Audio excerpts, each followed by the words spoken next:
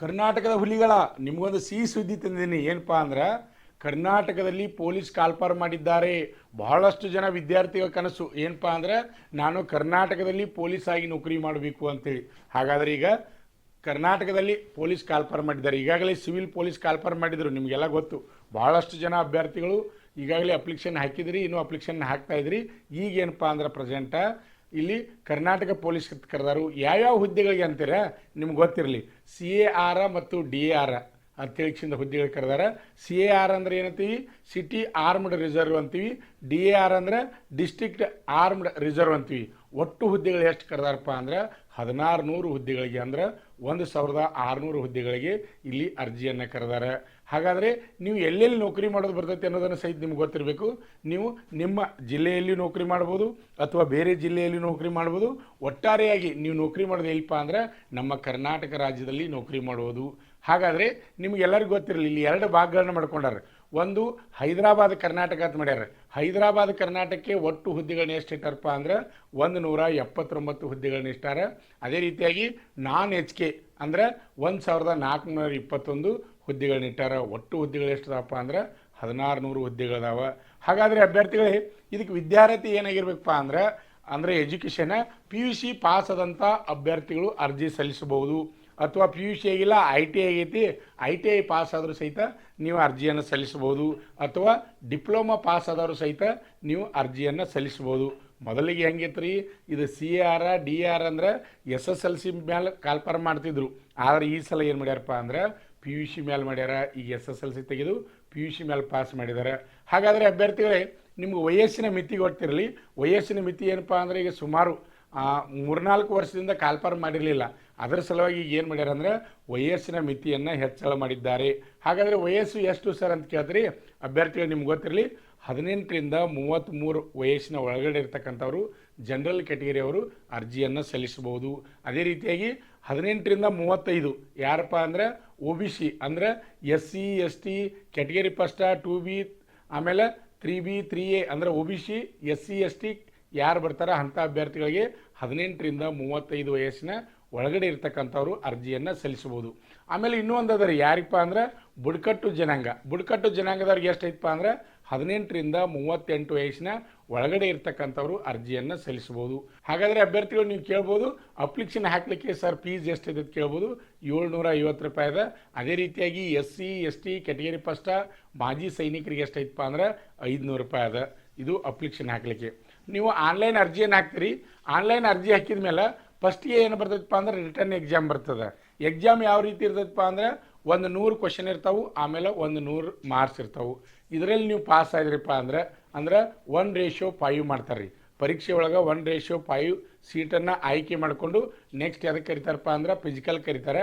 Physical pass ಮಾಡಿರಪ್ಪ ಅಂದ್ರೆ ಅಲ್ಲಿ ಏನು ಮಾಡ್ತಾರೆ, ಮತ್ತು 1:2 ಅಂದ್ರೆ ಒಂದು ಹುದ್ದೆಗೆ 2 ಹುದ್ದೆಗಳನ್ನ 1:2 ಮೆಡಿಕಲ್ಗೆ ಆಯ್ಕೆ ಮಾಡ್ಕೋತಾರೆ. ನಂತರ ಏನಪ್ಪ ಅಂದರೆ ಡಾಕ್ಯುಮೆಂಟ್ ವೆರಿಫಿಕೇಷನ್ ಮಾಡಿ ಫೈನಲ್ ಮೆರಿಟನ್ನು ಮಾಡ್ತಾರೆ. ಈ ರೀತಿ ಸಿಲೆಕ್ಷನ್ ಪ್ರೊಸೆಸ್ ಅದ ಅಭ್ಯರ್ಥಿಗಳೇ, ನಿಮಗೆಲ್ಲರಿಗೂ ಗೊತ್ತಿರಲಿ. ಹಾಗಾದ್ರೆ ಸರ್ ನಮ್ಮ ಹೈಟ್ ಎಷ್ಟು ಇರಬೇಕು ಅಂತ ಕೇಳ್ಬೋದು ಅಭ್ಯರ್ಥಿಗಳು. ನಿಮ್ಗೆ ಗೊತ್ತಿರಲಿ, 168 ಸೆಂಟಿಮೀಟರ್ಗಿಂತ ಹೆಚ್ಚಿಗೆ ಎತ್ತರವನ್ನು ಹೊಂದಿದಂಥ ಅಭ್ಯರ್ಥಿಗಳು ಇಲ್ಲಿ ಅರ್ಜಿಯನ್ನು ಸಲ್ಲಿಸಬಹುದು.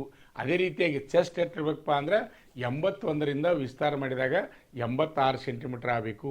ಅದೇ ರೀತಿಯಾಗಿ ಬುಡಕಟ್ಟು ಜನಾಂಗದವ್ರಿಗೆ ಏನು ಮಾಡ್ಯಾರಪ್ಪ ಅಂದ್ರೆ ಹೈಟನ್ನು ಕಡಿಮೆ ಇಟ್ಟಾರೆ. ಎಷ್ಟಪ್ಪ ಅಂದ್ರೆ 155 ಸೆಂಟಿಮೀಟರ್ಗಿಂತ ಹೆಚ್ಚಿಗೆ ಎತ್ತರವನ್ನು ಹೊಂದಿರಬೇಕು. ಅದರ ಜೊತೆ ಏನಪ್ಪ ಅಂದ್ರೆ ಚೆಸ್ಟ್ ಎದೆ ಅಳತೆ 75ರಿಂದ ವಿಸ್ತಾರ ಮಾಡಿದಾಗ 80 ಸೆಂಟಿಮೀಟರ್ ಆಗಬೇಕು. ಒಟ್ಟು ಎದೆ ಅಳತೆ ಎಷ್ಟಪ್ಪ ಅಂದ್ರೆ 5 ಸೆಂಟಿಮೀಟರ್ ವಿಸ್ತಾರ ಮಾಡಲಿಕ್ಕೆ ಬರಬೇಕು. ಇದು ಆಮೇಲೆ ನೆಕ್ಸ್ಟ್ ಬರ್ತಕ್ಕಂಥದ್ದು ಅಂದರೆ ಸರ್ ಫಿಸಿಕಲ್ ಯಾವ ರೀತಿ ಇರ್ತದೆ ಅಂತ ಕೇಳ್ಬೋದು ಅಭ್ಯರ್ಥಿಗಳು. ನಿಮ್ಗೆ ಗೊತ್ತಿರಲಿ, 1600 ಮೀಟರ್ ಅಂದರೆ 1.6 ಕಿಲೋಮೀಟರ್ ಓಟವನ್ನು 6 ನಿಮಿಷ 30 ಸೆಕೆಂಡ್ನಾಗ ನೀವು ಓಡಿ ಪೂರ್ಣಗೊಳಿಸಬೇಕು.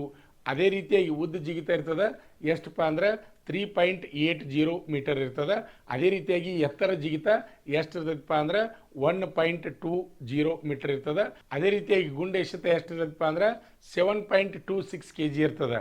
ಅಂದರೆ 7 kg 26 ಗ್ರಾಮ್ ತೂಕದ ಗುಂಡವನ್ನು ನೀವು ಎಷ್ಟು ಹೋಗ್ಬೇಕಪ್ಪ ಅಂದ್ರೆ 5.60 ಮೀಟರ್ ನೀವು ಎಸಿಬೇಕಾಗ್ತದೆ. ಈ ರೀತಿಯಾಗಿ ಫಿಸಿಕಲ್ ಇರ್ತದೆ ಅಭ್ಯರ್ಥಿಗಳೇ.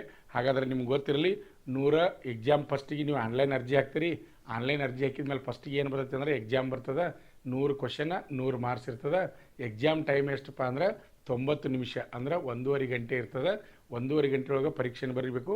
ಪರೀಕ್ಷೆ ಆದಮೇಲೆ 1:5 ಮಾಡಿಕೊಂಡು ಫಿಸಿಕಲ್ ಕರೀತಾರೆ. ಫಿಸಿಕಲ್ ಪಾಸ್ ಆದಮೇಲೆ 1:2 ಮಾಡಿಕೊಂಡು ಮೆಡಿಕಲ್ ಕರೀತಾರೆ. ಮೆಡಿಕಲ್ ಆದಮೇಲೆ ಡಾಕ್ಯುಮೆಂಟ ಫೈನಲ್ ಮೆರಿಟ್ ಮಾಡಿ ಸಿಲೆಕ್ಷನ್ ಮಾಡ್ತಾರೆ. ಹಾಗಾದರೆ ಆನ್ಲೈನ್ ಅರ್ಜಿ ಹಾಕೋದು ಯಾವಾಗಪ್ಪ ಅಂದ್ರೆ 22/6/2026 ಅಂದರೆ ಇವತ್ತಿಂದನೇ ಅಪ್ಲಿಕೇಶನ್ ಸ್ಟಾರ್ಟ್ ಆಯಿತು. ಅಪ್ಲಿಕೇಶನ್ ಹಾಕಲಿಕ್ಕೆ ಕೊನೆಯ ದಿನಾಂಕ ಯಾವಾಗಪ್ಪ ಅಂದ್ರೆ 22/7/2026. 22 ಜುಲೈ 2026 ಆನ್ಲೈನ್ ಅರ್ಜಿ ಹಾಕಲಿಕ್ಕೆ ಕೊನೆಯ ದಿನಾಂಕ ಅದ. ಕರ್ನಾಟಕದ ಭಾಳಷ್ಟು ಅಭ್ಯರ್ಥಿಗಳು ಭಾಳ ದಿನಗಳಿಂದ ಕಾಯ್ತಾ ಇದ್ರಿ.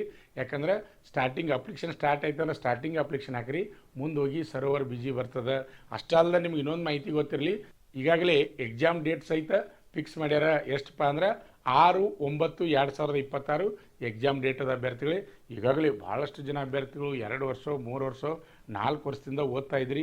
ಸಿವಿಲ್ ಪೊಲೀಸ್ ಆಗಬೇಕು, ಒಳ್ಳೆಯ ಅವಕಾಶ ಅಭ್ಯರ್ಥಿಗಳು. ನಿಮಗೊಂದು ಮಾತು ಹೇಳ್ತೀನಿ, ಸಿವಿಲ್ ಪೊಲೀಸ ಆಮೇಲೆ CAR DAR ಸಬ್ಜೆಕ್ಟ್ ಎಲ್ಲ ಸೇಮ್ ಇರ್ತಾವ್ರೆ, ನಿಯರೆಸ್ಟ್ ಸಬ್ಜೆಕ್ಟ್. ಒಮ್ಮೆ ನೀವು ರೆಡಿ ಆದ್ರಿಪ್ಪ ಅಂದ್ರೆ 3 ಪರೀಕ್ಷೆ ಬರೆಯತಕ್ಕಂಥ ಒಳ್ಳೆಯ ಸುವರ್ಣ ಅವಕಾಶ, 3 ಎಕ್ಸಾಮ್ಗಳನ್ನ ಪಾಸ್ ಮಾಡುವಂಥ ಅವಕಾಶ. ಈ ಅವಕಾಶನ ಮಿಸ್ ಮಾಡ್ಕೋಬೇಡ್ರಿ, ಸರಿಯಾಗಿ ಓದ್ರಿ. ಅದ್ರ ಜೊತೆ ಏನಪ್ಪ ಅಂದ್ರೆ ಫಿಸಿಕಲ್ ತರಬೇತಿ ತಗೋರಿ. ನಮ್ಮ ಮಂಜುನಾಥ್ ಸೈನಿಕ ತರಬೇತಿ ಕೇಂದ್ರದಲ್ಲಿ ನಾವು ಸಿವಿಲ ಆಮೇಲೆ DAR CAR ಅಭ್ಯರ್ಥಿಗಳಿಗೆ ಫಿಸಿಕಲ್ ತರಬೇತಿಯನ್ನು ನೀಡ್ತಾ ಇದ್ದೀವಿ. ಅದೇ ರೀತಿಯಾಗಿ ಅಭ್ಯರ್ಥಿಗಳಿಗೆ ಈ ಸಲ ಪರೀಕ್ಷೆನ ಎಲ್ಲರೂ ಪಾಸ್ ಮಾಡಿರಿ, ಭಾಳ ದಿನಗಳಿಂದ ಕಾಯ್ತಾ ಇದ್ರಿ. ಈ ಸಲ ಒಳ್ಳೆಯ ಸುವರ್ಣ ಅವಕಾಶದ. ಹಾಗಾದರೆ ಇದರ ಸಂಪೂರ್ಣ ಮಾಹಿತಿ ನಿಮಗೆ ಬೇಕಾದರೆ ನೀವು ಏನು ಮಾಡ್ಬೇಕಪ್ಪ ಅಂದ್ರೆ ನಮ್ಮ ಯೂಟ್ಯೂಬ್ ಚಾನಲ್ದ ಡಿಸ್ಕ್ರಿಪ್ಷನ್ ಬಾಕ್ಸ್ನಲ್ಲಿ ನಾವು PDF ಅನ್ನು ಬಿಟ್ಟಿರ್ತೀವಿ. ಅದನ್ನು ಓದ್ಕೊಂಡು ಸಂಪೂರ್ಣ ಮಾಹಿತಿ ತಿಳ್ಕೊಂಡು ಆನ್ಲೈನ್ ಅರ್ಜಿಯನ್ನು ಸಲ್ಲಿಸ್ರಿ. ಇನ್ನೂ ಯಾರು ನಮ್ಮ ಯೂಟ್ಯೂಬ್ ಚಾನಲನ್ನು ಸಬ್ಸ್ಕ್ರೈಬ್ ಮಾಡಿಲ್ಲ ಅಂಥವರು ಈ ಕೂಡಲೇ ಸಬ್ಸ್ಕ್ರೈಬ್ ಮಾಡಿ. ಹಾಗೆಯೇ ಈ ವಿಡಿಯೋ ಇಷ್ಟವಾದರೆ ಲೈಕ್ ಮಾಡಿರಿ. ಇನ್ನೂ ಹೆಚ್ಚಿನ ಮಾಹಿತಿಯನ್ನು ನಾನು ಮುಂದೆ ಇದಕ್ಕೆ ಸಂಬಂಧವಾಗಿ ಮಾಹಿತಿಯನ್ನು ನೀಡ್ತಾ ಇದ್ದೀನಿ. ನಿಮ್ಮ ಫ್ರೆಂಡ್ಸು ನಿಮ್ಮ ಸ್ನೇಹಿತರು ಯಾರಾದರೂ ಇದ್ದರೆ ಈ ವಿಡಿಯೋನ ಶೇರ್ ಮಾಡೋದ ಮರಿಬೇಡ್ರಿ. ನಮ್ಮ ಸಂಸ್ಥೆಯಲ್ಲಿ SSC GD, SSC MTS ಮತ್ತು ಹವಾಲ್ದಾರ್ ಹುದ್ದೆಗಳಿಗೆ ಪೂರ್ವಭಾವಿಯಾಗಿ ದೈಹಿಕ ಮತ್ತು ಲಿಖಿತ ಪರೀಕ್ಷೆಯ ತರಬೇತಿ ಕೊಡಲಾಗುವುದು. ಪ್ರವೇಶಗಳು ಪ್ರಾರಂಭವಾಗಿವೆ.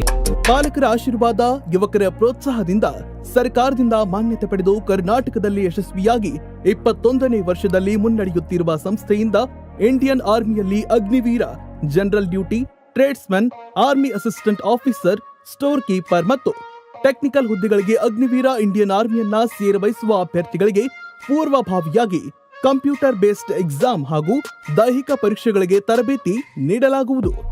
ವುಮೆನ್ ಮಿಲಿಟರಿ, ಪೊಲೀಸ್, ಸ್ಟೇಟ್ ಹಾಗೂ ಸೆಂಟ್ರಲ್ ಪೊಲೀಸ್ ಕಾನ್ಸ್ಟೇಬಲ್ ಹಾಗೂ SSC GD, BSF, CRPF, Assam rifles, ITBP, CISF, SSB ಹಾಗೂ ಮುಂದೆ ನಡೆಯುವ ಅಗ್ನಿವೀರ ಆರ್ಮಿ ರ್ಯಾಲಿಗೆ ಪುರುಷ ಹಾಗೂ ಮಹಿಳಾ ಅಭ್ಯರ್ಥಿಗಳಿಗೆ ತರಬೇತಿ ಕೊಡಲಾಗುವುದು. ಹಾಸ್ಟೆಲ್ ಸೌಲಭ್ಯ ಕೂಡ ಇರುತ್ತೆ. ಸಂಪರ್ಕಿಸಿ ಶ್ರೀ ಮಂಜುನಾಥ ಸೈನಿಕ ತರಬೇತಿ ಕೇಂದ್ರ, ಮೂಡಲ್ಗಿ, ತಾಲೂಕು ಮೂಡಲ್ಗಿ, ಜಿಲ್ಲೆ ಬೆಳಗಾವಿ, ರಾಜ್ಯ ಕರ್ನಾಟಕ. ಪ್ರವೇಶ ಪ್ರಾರಂಭವಾಗಿದೆ.